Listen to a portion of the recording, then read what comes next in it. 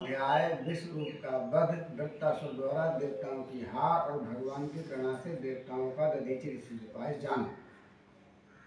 जय श्री राधे, जय श्री श्याम। बोली भागवत भगवान की जय। श्री सुखदेव जी कहते हैं, परीक्षित, हमने सुना है कि विश्व रूप के 3 सिर थे। वे एक मुंह से सोमरस तथा दूसरे से सुरा पीते थे और तीसरे से अन्न खाते थे। उनके पिता त्वष्टा आदि 12 आदित्य देवता थे, इसलिए वे यज्ञ के समय प्रत्यक्ष रूप में ऊंचे सुर से बोलकर बड़े विनय के साथ देवताओं को आहुति देते थे। साथ ही वो छिप छिप कर असुरों की भी आहुति दिया करते थे। उनकी माता असुर कुल की थी, इसलिए वे मातृ स्नेह वशीभूत होकर यज्ञ करते थे। उस समय उस प्रकार असुरों को भाग पहुंचाया करते थे। देवराज इंद्र ने देखा कि इस प्रकार वे देवताओं का अपराध और धर्म की ओर में कपट कर रहे हैं। इससे इंद्र डर गए और क्रोध में भरकर उन्होंने बड़ी फुर्ती से उनके 3 सिर काट दिए। विश्व रूप का सोमरस पीने वाला सिर पपीहा, सुरापान करने वाला गौरिया और अन्न खाने वाला तीतर हो गया। इंद्र चाहते थे तो विश्वरूप के वध से लगी हुई हत्या को दूर कर सकते थे, परंतु उन्होंने ऐसा नहीं उचित समझा। वह हाथ जोड़कर उसे स्वीकार कर लिया तथा 1 वर्ष तक उससे छूटने का कोई उपाय नहीं किया। तदनंतर सब लोगों के सामने अपनी बुद्धि प्रकट करने के लिए उन्होंने अपनी ब्रह्म हत्या को 4 हिस्सों में बांटकर पृथ्वी, जल, वृक्ष और स्त्रियों को दे दिया। परीक्षित, पृथ्वी ने बदले में ये वरदान लेकर कि जहाँ कहीं गड्ढा होगा वहाँ समय पर अपने आप भर जाएगा। इंद्र की ब्रह्मत्या का चतुर्थांश स्वीकार कर लिया। वही ब्रह्मत्या पृथ्वी में कहीं कहीं ऊसर के रूप में दिखाई देती है। दूसरा चतुर्थांश वृक्ष ने ले लिया। उन्हें ये वर मिला कि उनका कोई हिस्सा कट जाने पर स्त्रियों ने ये वर पाकर कि वे सर्वदा पुरुष का सहवास कर सकेंगी, ब्रह्मत्या का तीसरा चतुर्थवास स्वीकार किया। उनकी ब्रह्मत्या प्रत्येक महीने में रज के रूप में दिखाई पड़ती है।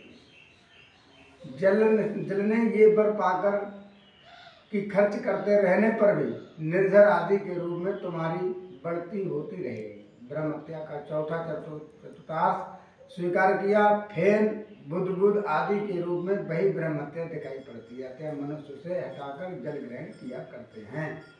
विश्वरूप की मृत्यु के बाद उनके पिता त्वष्टा, हे इंद्र, शस्त्रों तुम्हारी अभिवृद्धि हो और शीघ्र से शीघ्र तुम अपने शत्रु को मार डालो। इस मंत्र से इंद्र का शत्रु उत्पन्न करने के लिए हवन करने लगे। यज्ञ समाप्त होने पर अनिवार्य पवन नामक अग्नि, दक्षिणाग्नि से एक बड़ा भयावना दैत्य प्रकट हुआ। वो ऐसा जान पड़ता था मानो लोगों का नाश करने के लिए प्रायकालीन विकराल काल ही प्रकट हो गया हो। परीक्षित महाराज, ये प्रतिदिन अपने शरीर के सब ओर बाण के बराबर बढ़ जाया करता था। वो जले हुए पहाड़ के समान काला और बड़े ढील ढोल का, उसके शरीर से संध्याकालीन बादलों के समान दीप्ति निकलती रहती थी। उसके सिर के बाल और दाढ़ी मुझ तपे हुए तांबे के समान लाल रंग के तथा नेत्र दोपहर के सूर्य के समान प्रचंड थे। चमकते हुए 3 नोकों वाले त्रिशूल को लेकर जब वो नाचने, चिल्लाने और कूदने लगता था, उस समय पृथ्वी कांप उठती थी। ऐसा लगता था कि उस त्रिशूल पर उसने अंतरिक्ष को उठा रखा। वो बार बार जुर्माई लेता था। इससे जब उसका कंदरा के समान गंभीर मुख खुल जाता तब जान पड़ता था कि सारे आकाश को पी जाएगा, जीभ से सारे नक्षत्रों को चाट जाएगा और अपनी विशाल एवं विकराल दाढ़ों वाले मुंह से 3 लोकों को निगल जाएगा। उसके भयावने रूप को देखकर सब लोग डर गए करते थे, इधर उधर भागने लगते थे। परीक्षित, तुष्टा के तमोगुणी पुत्र ने सारे लोगों को घेर लिया था। उसी से उस पापी और अत्यंत क्रूर पुरुष का नाम वृत्तासुर पड़ गया। बड़े बड़े देवता अपने अनुयायियों के सहित एक साथ ही उस पर टूट पड़े तथा अपने अपने दिव्य अस्त्र शस्त्रों से प्रहार करने लगे, परंतु वृत्तासुर उनके सारे अस्त्र शस्त्रों को निगल गया। अब तो देवताओं को आश्रय की सीमा ही ना रही। उनका प्रभाव जाता रहा। वे सब दीन दुखी होकर के उदास हो गए तथा एकाग्र चित्त से अपने हृदय में विराजमान आदि पुरुष से नारायण की शरण में गए। अब देवताओं ने भगवान से प्रार्थना की, वायु, आकाश, अग्नि, जल और पृथ्वी, ये 5 भूत बने हुए तीन लोग उसके अधिपति ब्रह्मादि तथा सब देवता जिस काल से डरकर उसे पूजा सामग्री भेंट करते हैं, वही काल भगवान से भयभीत रहता है। इसलिए अब भगवान ही हमारे रक्षक हैं। प्रभु, आपके लिए कोई नई बात नहीं होने के कारण कुछ देखकर आप विस्मित नहीं होते। आप अपने स्वरूप के साक्षात्कार से ही सर्वथा पूर्ण काम एवं शांत हैं। जो आपको छोड़कर किसी दूसरे की शरण लेता है वो मूर्ख है।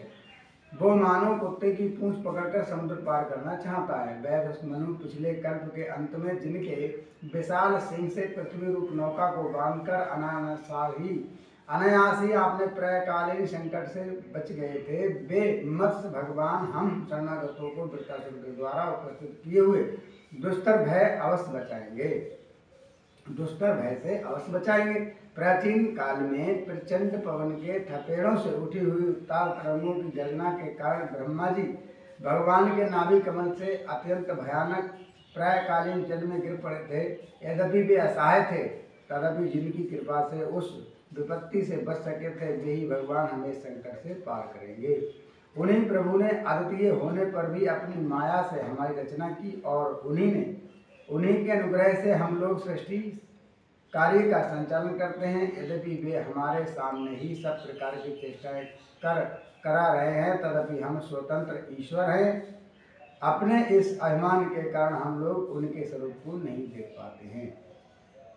वे प्रभु जब देखते हैं कि देवता अपने शत्रुओं से बहुत पीड़ित हो जाते हैं, तब वे वास्तव में निर्विकार रहने पर भी अपनी माया का आश्रय लेकर देवता, ऋषि, पशु और मनुष्य आदि योनि में अवतार लेते हैं। भगवान किसी भी योनि में आ सकते हैं, कोई भी अवतार ले सकते हैं तथा योग योग में हमें अपना समझकर हमारी रक्षा करते हैं। वे ही सबके आत्मा और परमाध्य देव हैं। वे ही प्रकृति और पुरुष से विश्व के कारण हैं। वे विश्व के पृथक भी हैं और विश्वरूप भी हैं। हम सब उन्हीं शरणागत वत्सल भगवान श्री हरि की शरण ग्रहण करते हैं। उदास रोमणी प्रभु अवश्य ही अपने निर्जन हम देवताओं का कल्याण करेंगे। श्री सुखदेव जी कहते हैं, महाराज परीक्षित, जब देवताओं ने इस प्रकार भगवान की स्तुति की, तब वे स्वयं शंख चक्र गदा पदधारी भगवान उनके सामने पश्चिम की ओर अंतर्देश में प्रकट हुए। भगवान के नेत्र सर्वकालीन कमल के समान खिले हुए थे। उनके साथ 16 पार्षद उनकी सेवा में लगे हुए थे। वे देखने में सब प्रकार से भगवान के समान ही थे, केवल उनके वक्षस्थल पर श्री वत्स का चिन्ह और गले में कौस्तुभ मणि नहीं थी। परिषद भगवान का दर्शन पाकर सभी देवता आनंद से भरे हो गए। उन लोगों ने धरती पर लौट लौट कर साष्टांग दंड में प्रणाम किया और फिर धीरे धीरे उठकर वे श्री भगवान की स्तुति करने लगे। बोले विष्णु भगवान की जय। देवताओं ने कहा, भगवान यज्ञ में स्वर्ग आदि देने की शक्ति तथा उनके फल की सीमा निश्चित करने वाले काल भी आप ही हैं। यज्ञ में विघ्न डालने वाले दैत्यों को आप चक्र से छिन्न भिन्न कर डालते हैं, इसलिए आपके नामों की कोई सीमा नहीं है। हम आपको बार बार नमस्कार करते हैं। विधाता सत्व रज तम इन तीन गुणों के अनुसार जो उत्तम मध्यम और निकृष्ट गतियाँ प्राप्त होती हैं, उनके नियामक आप ही हैं। आपके परम पद का वास्तविक स्वरूप इस कार्य रूप जगत का कोई आधुनिक प्राणी नहीं जान सकता। भगवान नारायण वासुदेव आप और आदि पुरुष जगत के परम कल्याण और महापुरुष पुरुषोत्तम हैं। आपकी महिमा असीम है। आप परम मंगलमय, परम कल्याण स्वरूप और परम दयालु हैं। आप ही सारे जगत के आधार अद्वितीय हैं।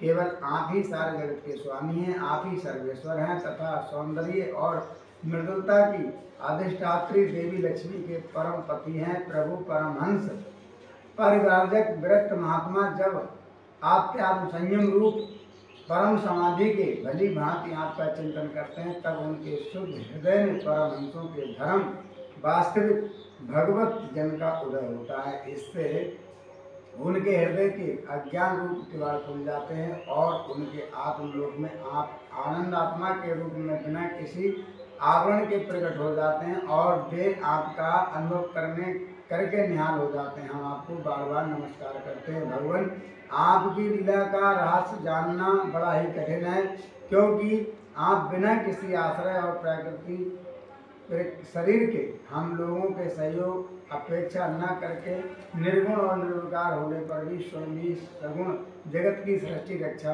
और संहार करते हैं। भगवान, हम लोग ये बात भी ठीक ठीक नहीं समझ पाते कि आप सृष्टि कर्म में आप देवदत्त आदि किसी व्यक्ति के समान गुणों से कार्य रूप इस जगत में जीव रूप में प्रकट हो जाते हैं और कर्मों के अधीन होकर अपने किए अच्छे बुरे कर्मों का फल भोगते हैं, अथवा आप आत्मा राम शांत स्वभाव एवं सबसे उदासीन साक्षी मात्र रहते हैं तथा सबको समान देखते हैं। हम तो ये समझते हैं कि यदि आप में ये दोनों बातें रहें तो कोई विरोध नहीं है, क्योंकि आप स्वयं भगवान हैं, आपके गुण अगणित हैं, आपकी महिमा अगाध है और आप सर्वशक्तिमान। आधुनिक लोग अनेकों प्रकार के विकल्प वितर्क विचार झूठे परिणाम और कुतर्कपूर्ण शास्त्रों का अध्ययन करके अपने हृदय को दूषित कर लेते हैं और यही कारण है कि वे दुर्ग्राही हो जाते हैं। आप में उनके वाद विवाद के लिए अवसर ही नहीं है। आपका वास्तविक स्वरूप समस्त मायामय पदार्थों से परे है, केवल एक है। जब आप उसी में अपनी माया को छिपा लेते हैं तब ऐसी कौन सी बात है जो आप में नहीं हो सकती। इसलिए आप साधारण पुरुषों के समान कर्ता भोक्ता भी हो सकते हैं और महापुरुषों के समान उदासीन भी। इसका कारण यह है कि ना तो आप में कर्तव्य है, न भोक्तव्य है और ना ही उदासीनता ही। आप दोनों से विलक्षण अनिवार्य हैं। जैसे एक ही रस्सी का टुकड़ा भ्रांत पुरुषों को सर्पमाला धारा आदि के रूप में प्रतीत होता है, किंतु जानकार को रस्सी के रूप में, वैसे ही आप भी भ्रांत बुद्धि वालों को कर्ता भोक्ता आदि अनेक रूपों में दिखाई देते हैं और ज्ञानी को शुद्ध सच्चिदानंद के स्वरूप में आप सभी का बुद्धि का अनुसरण करते हैं। विचार पूर्व देखने से मालूम होता है कि आप ही समस्त वस्तुओं में वस्तुत्व के रूप में विराजमान है, सबके स्वामी हैं और संपूर्ण जगत के कारण ब्रह्मा प्रकृति आदि भी कारण हैं। आप सबके सर्वंतर्यामी आत्मा राम हैं और इसलिए जगत में जितने भी गुण दोष प्रतीत हो रहे हैं उन सबकी प्रतियां अपने अधिष्ठारूप आपका ही संकेत करती हैं और श्रुतियों ने समस्त पदार्थों का निषेध करके अंत में निषेध की अवधि के रूप में केवल आपको ही शेष रखा है। हे मधुसूदन, आपकी अमृतमयी महिमा रस का अंतर समुद्र है, इसके नन्हे से सीकर का भी अधिक नहीं। एक बार भी स्वाद चख लेने से हृदय में नित्य निरंतर परमात्मन की धारा बहने लगती है। उसके कारण अब तक जगत में विषय भोगों के जितने भी लेस मात्र प्रतीत मात्र सुख का अनुभव हुआ या परलोक आदि के विषय में सुना गया, वो सब का सब जिन्होंने भुला दिया। समस्त प्राणियों के परम प्रियतम हितैषी सुहृदय और सर्वात्मा आप ऐश्वर्य निधि परमेश्वर, जो अपने मन को नित्य निरंतर लगाए रखते और उनके चिंतन का ही सुख लूटते रहते हैं, वे अन्य प्रेमी परम भक्त पुरुष ही अपने स्वार्थ और परमार्थ निर्गुण हैं। मधुसूदन, आपके वे प्यारे और सुहृदय भक्तजन भला आपके चरण कमलों का सेवन कैसे त्याग सकते हैं, जिससे जन्म मृत्यु संसार के चक्कर से सदा के लिए छुटकारा मिल जाता है। प्रभु, आप त्रिलोक के आत्मा और आश्रय हैं। आपने अपने 3 पगों से सारे जगत को नाप लिया था और आप ही तीनों लोकों के संचालक हैं। आपकी महिमा त्रिलोकी का मन हरण करने वाली, इसमें संदेह नहीं कि दैत्य दानव आदि असुर भी आपकी विभूतियां हैं, तथापि ये उनकी उन्नति समय नहीं, ये उन्नति का समय नहीं। ये सोचकर आप अपनी योग माया से देवता मनुष्य पशु नरसिंह आदि मिश्रित और मत्स्य आदि जलचरों के रूप में अवतार ग्रहण करते और उनके अपराध के अनुसार उन्हें दंड देते हैं। दंडधारी प्रभु, यदि जचे तो आप उन्हीं असुरों के समान इस वृत्तासुर को भी, वृत्तासुर का नाश भी कर डालें। भगवान, आप हमारे पिता पितामह सब कुछ हैं। हम आपके निर्जन हैं और आप निरंतर आपके सामने सिर झुकाए रहते हैं। आपके चरण कमलों का ध्यान करते करते हमारा हृदय उन्हीं के प्रेम बंधन से बन गया है। आपने हमारे सामने अपना दिव्य गुणों से युक्त साकार विग्रह प्रकट करके हमें अपनाया है। इसलिए प्रभु, हम आपसे यही प्रार्थना करते हैं कि आप अपनी दया भरी विशद सुंदर और शीतल मुस्कान युक्त चितवन से तथा उसके मुखारबिंद से टपकते हुए मनोहर वाणी स्वरूप सुंदर सुधा बिंदु से हमारे हृदय का ताप शांत कर दीजिए, हमारे अंतर की जलन बुझाइए। प्रभु, जिस प्रकार अग्नि की ही अंशभूत चिंगारियां आदि अग्नि को प्रकाशित करने में असमर्थ हैं, वैसे ही हम भी आपको अपना कोई भी स्वार्थ परमार्थ निवेदन करने में असमर्थ हैं। आपसे भला कहना ही क्या है, क्योंकि आप संपूर्ण जगत की उत्पत्ति, स्थिति और लय करने वाली दिव्य माया के साथ विनोद करते रहते हैं तथा समस्त जीवों के अंतःकरण में ब्रह्मा और अंतर्यामी स्वरूप से विराजमान रहते हैं। केवल इतना ही नहीं, उनके बाहर भी प्रकृति के रूप से आप ही विराजमान हैं। जगत के जितने भी देश, काल, शरीर और अवस्था आदि हैं, उनके उत्पाद और प्रकाश के स्वरूप में आप ही उनका अनुभव करते रहते हैं। आप सभी व्यक्तियों के साक्षी हैं। आप आकाश के समान सर्वगत है, निर्मलित है। आप स्वयं पर ब्रह्म परमात्मा। हम अपना अभिप्राय आपसे निवेदन करें, इसकी अपेक्षा न रखकर जिस अभिलाषा से हम लोग यहाँ आए हैं उसे पूर्ण कीजिए। आप अचिंतन ऐश्वर्य संपन्न और जगत के परम गुरु हैं। हम आपके चरण कमलों की छाया में आए हैं, जो विविध पापों के फलस्वरूप जन्म मृत्यु संसार से भटकने की थकावटों को मिटाने वाला है। सर्वशक्तिमान श्री कृष्ण वृत्तासुर ने हमारे प्रभाव और अस्त्र शस्त्रों को निगल लिया है। अब वो तीनों लोगों को ग्रास करना चाहता है, आप उसे मार डालिए। प्रभु, आप शुद्ध स्वरूप, हृदय स्थिति, शुद्ध ज्योतिर्मय, आकाश सबके साक्षी, अनादि अनंत और उज्ज्वल कीर्ति संपन्न हैं। संत लोग आपका ही संग्रह करते हैं। संसार के पथिक जब घूमते घूमते आपके शरण में आ पहुँचते हैं, तब अंत में आप उन्हें परमानंद स्वरूप अभिष्ट फल देते हैं और इस प्रकार उनके जन्म जन्मांतर के कष्ट भर लेते हैं। प्रभु, हम आपको नमस्कार करते हैं। श्री सुखदेव जी कहते हैं, राजन परीक्षित, जब देवताओं ने बड़े आदर के साथ इस प्रकार भगवान का स्तुति किया, तब वे अपनी स्तुति सुनकर बहुत प्रसन्न हुए तथा उनसे कहने लगे। अब भगवान विष्णु कहते हैं, भगवान ने कहा, श्रेष्ठ देवताओं, तुम लोगों ने स्तुति युक्त ज्ञान से मेरी उपासना की है, इससे मैं तुम लोगों पर प्रसन्न हूँ। इस स्तुति के द्वारा जीवों को अपने वास्तविक स्वरूप की स्मृति में मेरी भक्ति प्राप्त होती है। देव श्रोमणी, मेरे प्रसन्न हो जाने पर कोई भी वस्तु दुर्लभ नहीं रह जाती। तथापि मेरे अनन्य प्रेमी तत्ववेता भक्त मुझसे ही अतिरिक्त और कुछ भी नहीं चाहते हैं।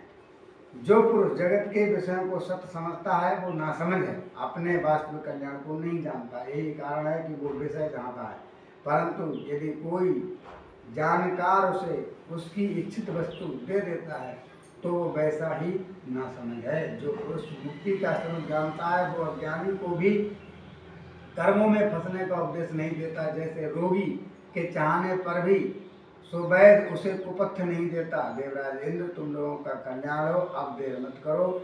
ऋषि श्रोमणी दधीची के पास जाओ और उनसे उनका शरीर, जो उपासना, व्रत तथा तपस्या के कारण अत्यंत दृढ़ हो गया है, वह मांगो। भगवान ने कहा, दधीची से आप उनका शरीर मांगो। दधीची ऋषि को शुद्ध ब्रह्म ज्ञान है। अश्विनी कुमारों को घोड़े के सिर से उपदेश करने के कारण उनका नाम अश्वशिर भी है। उनकी उपदेश की हुई आत्म विद्या के प्रभाव से ही दोनों अश्विनी कुमार जीवन मुक्त हो गए। अथर्ववेद की, जो अथर्ववेद है, अथर्ववेद की दधीची ऋषि ने पहल मेरे स्वरूपभूत अवैध नारायण कवच का तुष्टा को उपदेश किया था, जो पिछले नारायण कवच हो गया। तुष्टा ने वही विश्वरूप को दिया और वही विश्वरूप से तुम्हें मिला।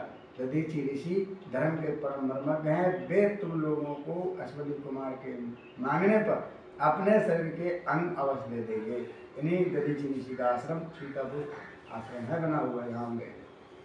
इनके बाद विश्व मार्ग के द्वारा उन अंगों से श्रेष्ठ आयु तैयार करा लेना। देवराज, मेरी शक्ति से युक्त होकर तुम उसी शस्त्र के द्वारा वृत्तासुर का सिर काट लोगे। देवताओं, असुर के मर जाने पर तुम लोगों को फिर से तेज अस्त्र शस्त्र और संपत्तियां प्राप्त हो जाएंगी। तुम्हारा कल्याण असंभवी है, लेकिन क्योंकि मेरी शरणागत को कोई सता नहीं सकता, अब तुम्हारा कल्याण होगा। बोली भागवत भगवान की जय। हनुमान जी महाराज की ये कथा इस प्रकार है। दधीची ऋषि को स्वर्ग, त्रिवर्ग, यज्ञ कर्म विशेष और ब्रह्म विद्या का उत्तम ज्ञान है। यानी कि उसके जानकार हैं। एक बार उनके पास अश्विनी कुमार आए और उन्हें ब्रह्म विद्या का उपदेश करने के लिए प्रार्थना की। दधीचि मुनि ने कहा, इस समय मैं कार्य में लगा हुआ हूँ, इसलिए फिर किसी समय आना। इस पर अश्विनी कुमार चले गए। उनके जाते ही इंद्र ने आकर, मुनि ये सब कुमार वैद हैं, उनके तुम ब्रह्म विद्या का उपदेश मत करना। यदि तुम मेरी बात न मानकर उन्हें उपदेश करोगे तो तुम्हारा सिर काट दूंगा। जब ऐसा कहकर इंद्र चले गए, तब अश्विनी कुमारों ने आकर फिर वही प्रार्थना की। मुनि ने इंद्र का सब वृत्तांत सुनाया। इस पर अश्विनी कुमारों ने कहा, हम पहले ही आपका ये सिर काटकर घोड़े का सिर जोड़ देंगे, इससे आप हमें उपदेश करें, और जब इंद्र आपका घोड़े का सिर काट देंगे तब हम फिर से असली सिर आपका जोड़ देंगे। मुनि ने मिथ्या भाषण के भय से उनका कथन स्वीकार कर लिया। इस प्रकार असमुख से उपदेश की जाने के कारण ब्रह्म विद्या का नाम अश्वसरा पड़ा। दूसरे पुराण में कथा भगवान।